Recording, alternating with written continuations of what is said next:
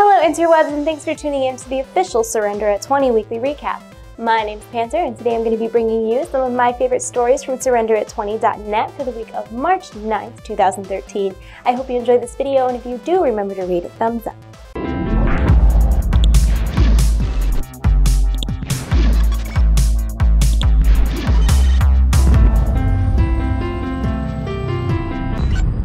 Just to get this out of the way right now, pretty much everything I talk about today is future stuff that is highly tentative and subject to change. So now that we're all squared away on that, let's get right into the video. ARAM in matchmaking is a highly requested feature in League of Legends. For those of you who don't know, ARAM stands for All Random, All Mid. It's a custom game type that is played on a one-lane map where all the champions are randomly selected. It's complete chaos and tons of fun. Now, on the public beta environment, ARAM is appearing in its own matchmaking queue on a brand new map called the Howling Abyss. Check it out.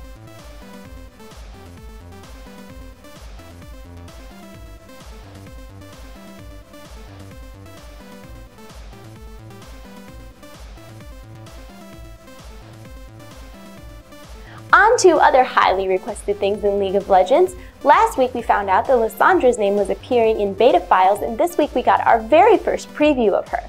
It's a journal entry written from the point of view of Quinn and Valor as they go to Freljord to visit Ashe. The preview ends by saying that they will be visiting Sejuani the following day.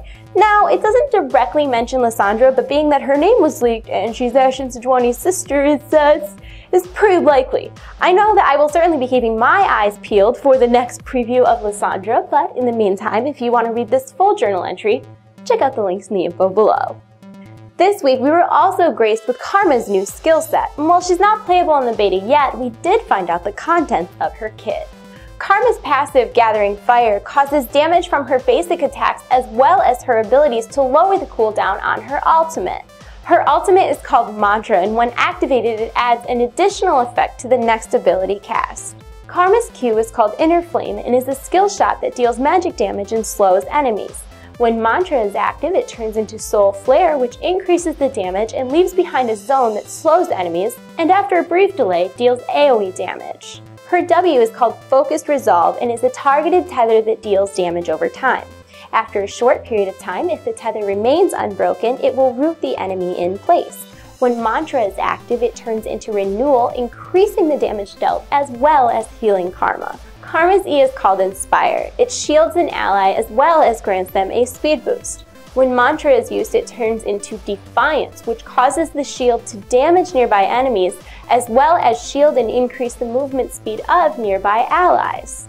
I don't know about you guys, but I am so excited for Karma's rework. I'm really glad that they kept the function of her ultimate the same while still giving her a major buff overall, and I'm sure since she has a shield, a slow, a root, as well as a movement speed increase, that she will still be played as a support, but with her new kit, she seems like she'd be a really viable AP mid. Hopefully she'll be playable on the public beta environment soon so we can see her in action. And saving the best news for last, this week Riot revealed to us the newest League of Legends champion, Zac. He is a jungler or a top laner and appears to have a very fun as well as useful kit. Check it out. His passive is called Cell Division. When any of Zac's abilities hit an enemy, a piece of him falls to the ground.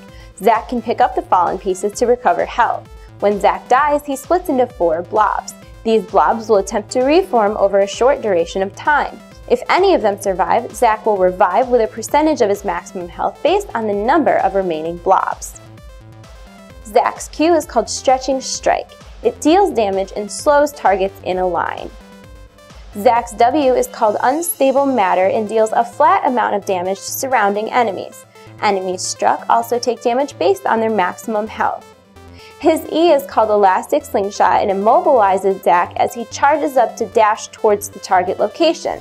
The range of Elastic Slingshot increases up to a cap as Zac charges this ability.